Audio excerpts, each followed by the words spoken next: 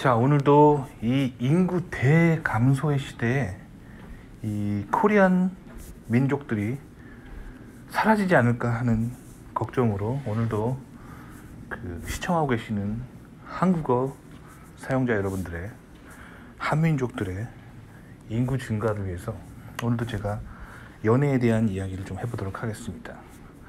참고로 제 구독자분 중에 여하구가 계십니다. 여하구께서 미국 박사 중인 여학생이 있는데, 이분이 지금 실질적으로 느낀 한국 남자 대비 미국 남자의 차이점을 얘기해 주셨어요. 근데 이거를 배우셔야 돼요.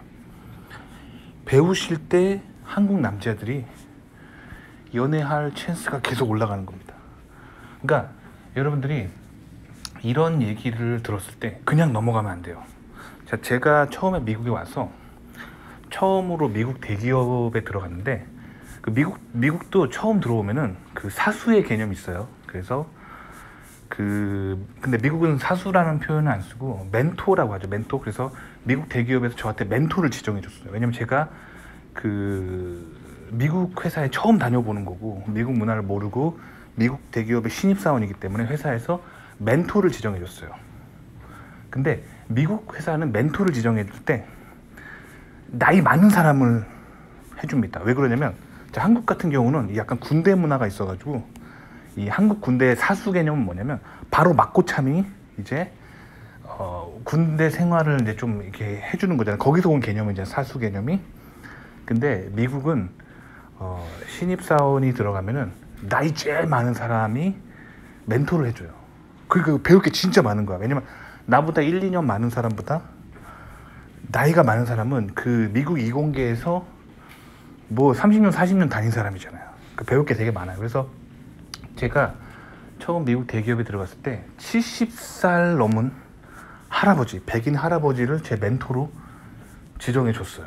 그래가지고 미국은 참고로 대기업에 나이 제한이 없습니다. 그래서 한국은 뭐 55세, 60세 뭐 하여튼 나이 제한 있잖아요. 그 나이가 되면은 회사의 규정상 은퇴를 해야 되잖아요. 미국은 그게 없습니다. 나이 컷이 불법이에요. 그래서 능력만 되면은 회사에서 뭐 사고 쳐서 잘리는 거 아니면은 능력만 되면 나이 때문에 나가지 않습니다. 그래서 70살 먹은 할아버지가 제 멘토로 온 거예요. 그래서 그 아저씨랑 저랑 아저씨가 아니 그 할아버지랑 저랑 이제 일본 비즈니스를 처음 했었어요. 그러니까 우리가 만들고 있는 최첨단 컴퓨터 칩을 소재를 공수하기 위해서 일본에 가는 거예요. 그래서 일본에 가가지고 둘이 JR 패스라고 해서 미국의 고속 전철 있잖아요. 기차인가? 고속 기차 일주일 동안 타고 다니면서 일본의 전역을 돌아다니는 거예요. 관동부터 관서까지 돌아다니는 거예요. 그래서 처음에 비행기 타고 일본의 도쿄에 있는 공항에 내렸어요. 그래가지고 하네단가 나리단가 기억이 안 나네. 하여튼 내렸어요. 그래서 거기서부터 이제 JR을 타고 일본의 주요 대기업이나 연구소를 쭉 순회를 하는 거예요. 그래서 가가지고 이제 우리가 이러이러한 첨단 컴퓨터 칩을 만들려고 하는데 뭐 첨단 소재에 당신들이 개발해 놓은 것 중에 첨단 소재 있으면 보여주고, 그거에 기본적인 물성, 뭐 예를 들면 그 안에서 이제 있을 때 얼마만큼의 무슨 그런 저항이라든가 뭐 임피던스 뭐 그런 퍼포먼스가 나는지 그거를 보여달라고 하고, 그걸 쭉 가는 거예요. 그러니까 한마디로 우리가 바이어였던 거죠. 바이어. 근데 이 백인 할아버지가 일본 사람들을 들었다 놨다 하는 거예요. 일본의 정서를 되게 잘하는 거예요. 되게 신기하죠. 보통 백인들은 일본 문화를 잘 모르고 동양 문화를 잘 모르는데 이 할아버지는 너무 잘하는 거야. 그래가지고 제가 물어봤어요. 아니 어떻게 그렇게 동양의 문화를 잘 아세요? 그러는 거예요. 심지어 일본 사람들이 관동이랑 관서가 서로 사이가 안 좋다는 것까지 다 아는 거예요. 한국처럼 지역 감정이 있어요. 일본도 관동이랑 관서랑 사이가 안 좋아요. 왜 그런지 알아요?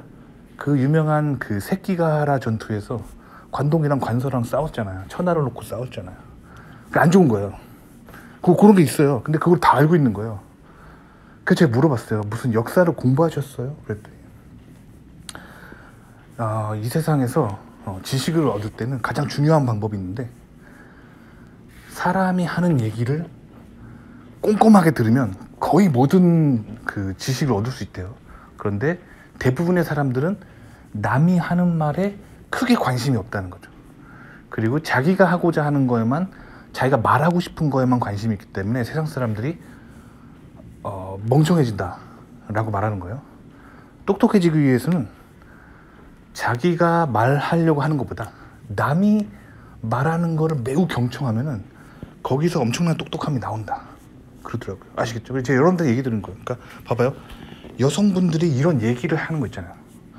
나는 어떤 남자가 좋다, 이런 스타일을 얘기할 때마다 여러분들은 그냥 넘어가시면 안 돼요.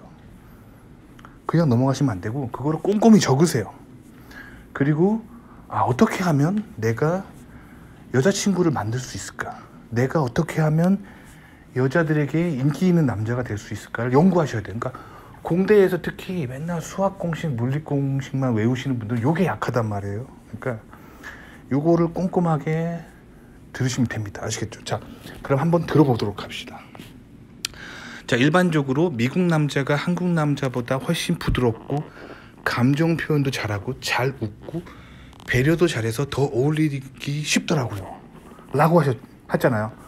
이거 굉장히 팩트입니다. 실제로 그래요. 그래서 이 한국 여성들이 한국 남자보다 백인 남자랑 있으면 훨씬 더 친해지고 뭐 그래요. 왜 그럴까를 연구하셔야 돼요. 그리고 한국 남자들에게 부족한 게 뭔가를 캐치하시면 여러분들의 여자친구 만들 수 있는 확률이 올라가는 거예요. 아시겠죠? 자, 근데 일단 제가 이제 케이스를 하나 설명해 드릴게요. 저랑 와이프랑 그 치과에 간 적 있어요. 미국에서 치과에 가가지고 이제 기다리고 있었어요. 치과에서 기다리고 있었는데 보통 미국 치과 가면 한국도 그렇잖아요. 그 진료받기 전에 대기실 있잖아요. 거기에 막 잡지가 있고 막 그러잖아요. 책이 있고 신문 있고 거기서 기다리면서 읽으라고. 근데 한 백인 할아버지가 거기서 잡지를 읽고 있는 거예요. 그러다가 뭐 무슨 강아지 같은 잡지였는데 이 할아버지가 강아지를 좋아하나 봐요. 근데 그 딱 한 페이지에 강아지 키울 때 사료는 뭐가 좋고 막 이렇게 쭉 나와 있는 거예요. 그러면 그 할아버지가 그게 필요한데 그거를 이렇게 노트에 적거나 뭐 그러면은 되는데 노트를 안 갖고 오신 거야. 귀찮죠? 핸드폰으로 사진 찍으면 될 텐데 핸드폰 배터리도 없으신 거야 할아버지가. 그래가지고 할아버지가 그 카운터에 가셔가지고 뭐라고 말씀하셨냐면 요 딱 한 페이지만 복사 좀 해줄 수 있냐. 요 지금 이 애견 정보가 굉장히 나한테 필요한데 요 한 페이지만 딱 복사해주면 안 되냐. 그랬더니 뭐 치과에 다 그 오피스에 업무용 복사기가 있잖아요. 그래서 알겠다 하고 그 간호원이 복사를 해서 주는 거예요. 그래가지고 그 할아버지가 이거 얼마예요? 그러는 거야. 이거 얼마예요? 그러는 거야. 그랬더니 간호원이 종이 한 장인데 괜찮아요. 뭐 이런 걸 돈을 받나요? 그러는 거예요. 그랬더니 이 할아버지가 어떻게 얘기했냐면 아주 밝고 친절하게 웃으면서 제가 그 톤을 흉내내 볼게요. 오, 땡스 이렇게 하는 거야. 오, 땡스. 근데 그 옆에 이제 대기실에서 듣고 있던 와이프랑 저랑 특히 와이프가 빵 터졌어요. 와이프 빵 터져가지고 한참 동안 웃는 거예요. 그래서 왜? 그랬더니 할아버지가 되게 격하게 감정을 오버한다는 거예요. 그냥 종이 한 장인데 보통 종이 한 장이면 그냥 복사해주고 뭐 한 장이니까 당연하게 얼마냐고도 묻지 않을 뿐더러 보통은. 그리고 종이 한 장 복사해준 거에 대해서 저렇게까지 감사할 필요가 있냐. 하지만 저 할아버지 진짜 오버하는데 되게 재밌다 그러는 거야. 근데 이게 바로 사실 한국 남자랑 미국 남자의 차이입니다. 그러니까 왜 그런지 저는 알아요. 왜 그런지 얘기해 드릴게요. 자, 기본적으로 그 한국을 지배하는 정서는 유교입니다. 유교고 그 미국을 지배하는 정서는 기독교예요. 즉 성경입니다. 아시겠죠? 그래서 그 유교적인 가치관을 보면 남자는 이래야 된다라고 하는 어떤 틀이 있습니다.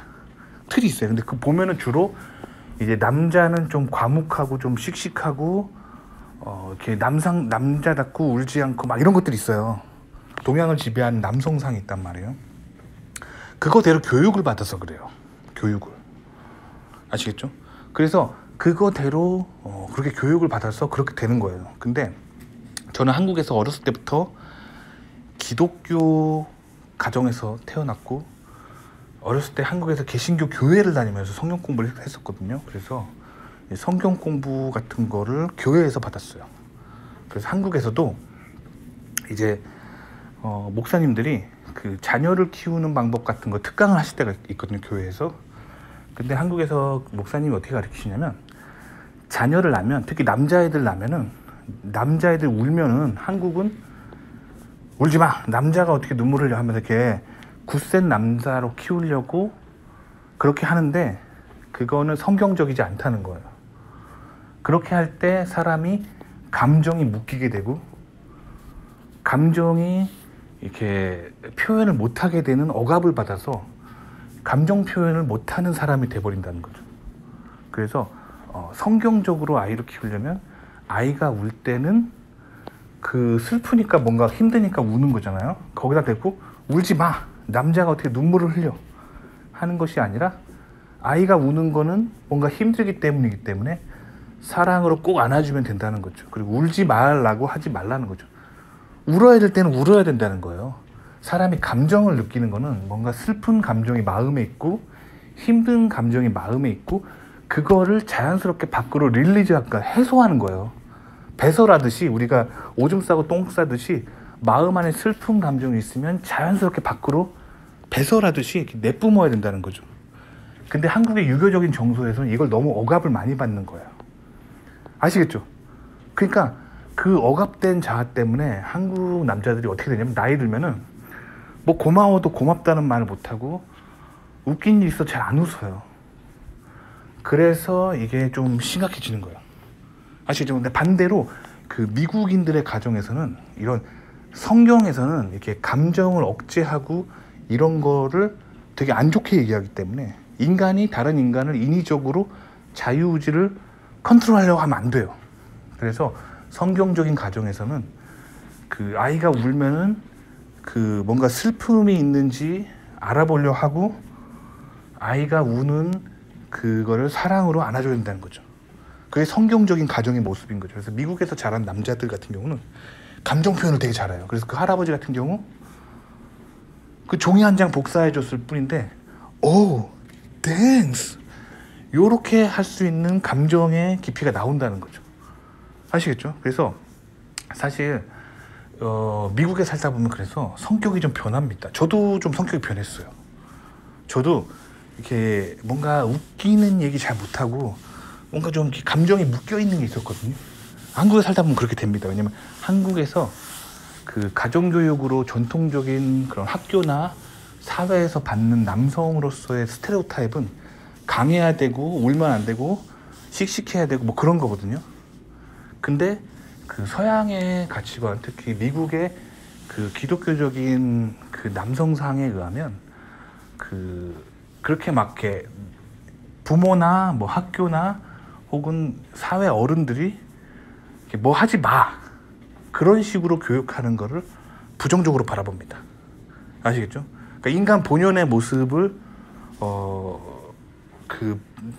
내뿜는 게 건강한 거라고 하는 거야. 그러니까 예를 들면 한국 같으면 특히 남자 여자가, 청소년들이 그 공공장소에서 막 이렇게 친하게 지내면 약간 좀 선생님들이 부정적으로 보잖아요. 너네 지금 뭐 하는 거야? 어린 것들이 뭐 지금 사귀는 거야? 이러잖아요. 근데 미국은 남자가 여자를 좋아하는 거는 자연스러운 현상이기 때문에 그거를 딱히 뭐라 하지 않는다는 거죠. 아시겠죠? 그렇기 때문에 이런 이렇게 자연스럽게 분출되는 거에 대해서 크게 터치하지 않는 구석이 있어요. 그래서 미국에서 자라면 자연스럽게 부드럽고 감정 표현을 잘하고 잘 웃고 그런 다른 사람을 이해할 수 있는 성격이 좀 더 되는 거예요. 아시겠죠? 그러니까 한국 남자들이 부족한 게 그런 거라는 거죠. 동양 사회에서 남성상을 이렇게 스테레오타입적으로 유교적으로 강요도 받은 게 있어가지고 그게 이제 감정에 억눌려서 잘 표현되지 못하는 게 있어요. 그래서 여러분들이 미국에 오시면 요 미국이라는 환경은 그런 환경이 아니거든요. 되게 자유가 많거든요. 그러니까 이렇게 좀 이렇게 뭐랄까 뿜뿜 좀 하시면 돼요. 아시겠죠? 그러니까 저는 미국에서 직장을 다니는데 미국 회사도 마찬가지예요. 그러니까 한국 사람들은 남 앞에서 이렇게 좀 이렇게 멋진 모습을 보여주는 걸 굉장히 중요하게 생각하거든요. 사회생활 할 때. 그래서 그 옷도 막 좀 명품으로 입으려고 그러고 남 앞에서 실수 잘 안 하려고 하고 남 앞에서 막 이렇게 막 울거나 그러지 않으려고 하고 뭐 그러는데 미국 친구들 보면요. 그냥 회사 다닐 때도 아무 옷이나 입고 다니고 그냥 자기가 편한 거 입고 다니고 뭔가 이렇게 막 이렇게 다른 사람 눈치를 잘 안 봐요. 그리고 심지어 이제 미국 회사 같은 경우 화상회의가 많거든요. 그러면 그 보통 화상회의 하면은 자기 집 안방에서 카메라를 켜고 노트북으로 화상회의 접속하잖아요. 그러면 한국인들이나 이렇게 비롯한 이렇게 동양인들의 집을 보면은 뒤에 아주 깔끔하게 세팅이 돼 있어요. 깔끔하게. 그래가지고 남 보여줄 때 아주 그럴싸한 모습으로 나타나는데 이제 그 미국인들 같은 경우는 화상회의 보잖아요. 그럼 뒤에 되게 엉망인데도 그 청소를 안 해. 그냥 자기가 있는 모습 그대로 보여주는 거예요. 그리고 어떤 여성들은 이렇게 아이 키우는 여성들 보면 이렇게 막 이렇게 아이 한쪽에 안고 그러면서 화상회의에 임하는 그런 여성도 있어요. 그리고 어떤 집은 막 뒤에서 가족들이 막 왔다 갔다 거리고 막 분주하게 해도 그냥 있는 그대로 그냥 자기 회의를 한다는 거죠. 그러니까 남한테 막 뭔가 멋져 보이기 위해서 애쓰지 않는다는 거죠. 왜 그러냐면 그게 바로 성경적 문화입니다. 그러니까 남한테 실제 내 모습이 아닌데 가식적으로 그럴싸하게 보이면 안 된다는 거죠. 그러니까 안 된다기보다는 그럴 필요 없다는 거죠. 왜 그러냐면 성경의 가르침에 의하면 하나님은 우리의 모습을 언제든 보고 계시다. 내가 혼자 있을 때도 보고 계시고 화상회의 끝나면 카메라 꺼진 후에 내 모습도 보고 계시다. 그렇기 때문에 내가 하나님한테 보이는 내 모습은 언제든 보고 계시기 때문에 내가 숨길 수 없다는 거죠. 하나님 앞에. 그리고 인간 앞에 그럴싸한 모습을 보여주는 것은 의미 없다라는 거죠. 그게 기독교 정신입니다. 그래서 미국 사람들은 이렇게 무리해서 막 외제차 타지 않아요. 무리해서 명품 옷 입지 않고 뭐 화상회의 할 때 무리하게 뒤에 막 청소하고 그러지 않는다는 거죠. 그냥 있는 모습 그대로 보여준다는 거죠.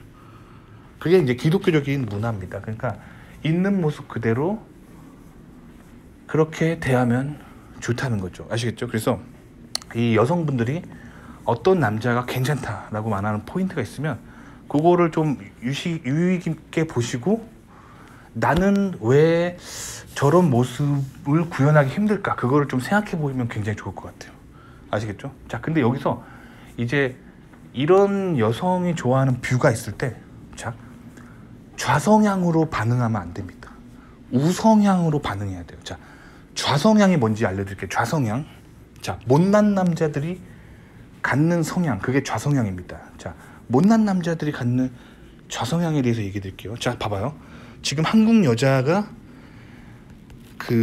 지금 미국 남자를 선호하는 현상을 보았을 때 한국 남자들은 이렇게 생각하면은 못난 남자예요. 아, 내가 키도 작고 내가 덩치도 작고 돈도 없고 그리고 거기도 작고 그래서 안 되는구나. 이렇게 보면은 못난 남자예요.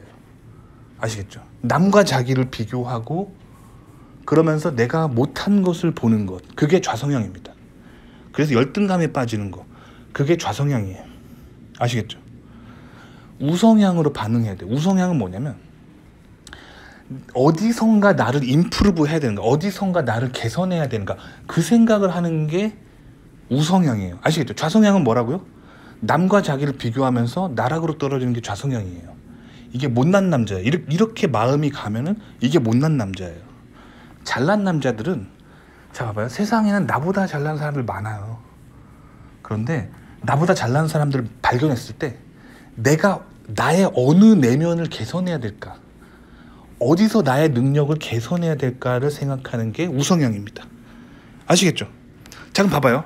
지금 여성이 지금 얘기하는 거잖아. 일반적으로 미국 남자가 한국 남자보다 훨씬 부드럽고 감정 표현도 잘하고 잘 웃고 배려도 잘해서 더 어울리기 쉽더라고요. 아하 하고 깨달아야 돼요. 아하. 그럼 내가 개선하는 포인트가 알겠죠. 저도 한국 남자입니다. 자, 그럼 봐봐요. 개선해야 될 포인트가 보이잖아요. 자, 봐봐요. 훨씬 부드럽게. 그러니까 봐봐요. 여성들을 대할 때 본인의 평소보다 좀 더 부드럽게 대해 주시라는 거죠. 그러니까 한국 여성들이 한국 남자들의 이런 유교적인 그 스테레오타입적인 남성상 교육에 그거에 좀 힘들어하는 게 있다는 거예요. 그걸 깨닫고 그 부분에 인프루브 하면 돼요. 그래서 어떻게 하면 되냐면 봐봐요. 보통 한국 남자들보다 훨씬 부드럽게 하시면 돼요. 자, 제가 군대 있을 때 얘기해 드릴게요. 군대 있을 때 제 고참이 있었어요. 제 막고참이 있었는데 저를 엄청나게 괴롭혔어요. 그래 나중에 제가 그 고참이랑 나중에 뭐 그 고참 제대할 때 돼가지고 제가 얘기를 했어요. 왜 이렇게 그동안 괴롭히셨냐고. 왜 괴롭히셨냐고. 그랬더니 솔직하게 얘기하는 거예요. 아, 그분 고향은 얘기 안 할게요. 참고로 그분 고향이 그 모 지방이었는데 자기 여자친구가 있었대요. 군대 있을 때. 그러니까 군대 입대하기 전에 사귀었던 여자친구가 있었대요. 근데 군대 있는 동안 다른 남자친구가 생겼는데 서울 남자랑 사귀었기 때문에 자기는 서울 남자를 미워한다는 거예요. 서울 남자를. 그래서 제가 어이가 없는 거예요. 그래서 그래서 미워하셨어요, 저를? 제가 서울 출신이라서. 그렇대요. 근데 지금 그러니까 저희도 그 사람의 평소에 이제 같은 내무실을 썼기 때문에 평소에 이제 제가 그 사람 성향을 알거든요. 여자친구한테 전화를 해요. 전화를 한단 말이에요. 근데 전화를 하잖아요. 그러면 옆에서 다 들려요. 내무실에서 그 쥐 자리에서 전화를 하니까 들려요. 그러면 뭐라고 얘기하냐면 여자친구한테 말할 때 되게 무뚝뚝해요. 밥 먹었어? 뭐 먹었어? 되게 재미가 없어요. 그러니까 뺏기지. 그러니까 여자친구가 떠나는 거예요. 더 부드럽게. 더 부드럽게. 자기야, 맛있는 거 먹었어? 오늘 저녁 어떻게 지냈어? 이렇게 더 부드럽게. 아시겠죠? 그러니까 그 지방 출신들이 무뚝뚝하기로 유명해요. 남자들 사이에서 그 지역 출신들이 무뚝뚝하기로 유명합니다. 그래서 그런 뭐 어떤 다정다감한 얘기를 잘 못해요. 그리고 그냥 딱 기계적으로 답변하는 그런 컬처를 가진 곳이 있어요. 그거 좀 유교죠. 다 그런 문화가 나타나면 유교가 강한 곳이에요. 유교. 아시겠죠? 그래서 여자친구한테 밥 먹었나? 그래. 잘 자. 너무 재미없다는 거예요. 아시겠죠? 좀 더 부드럽게. 감정 표현. 아까 말했던 건데 그 할아버지 봐봐요. 그 잡지 하나 복사해 줬을 뿐인데 땡스. 이런 뭔가 이렇게 감정 표현. 그리고 잘 웃는 거 이거 되게 중요합니다. 제가 미국에 와서 가장 많이 고친 게 웃는 거예요. 왜 그러냐면 살아남으려고. 제가 펀드를 받아야 했었거든요. 제가 석사 박사 때 대학원 학비가 한 학기에 15,000불.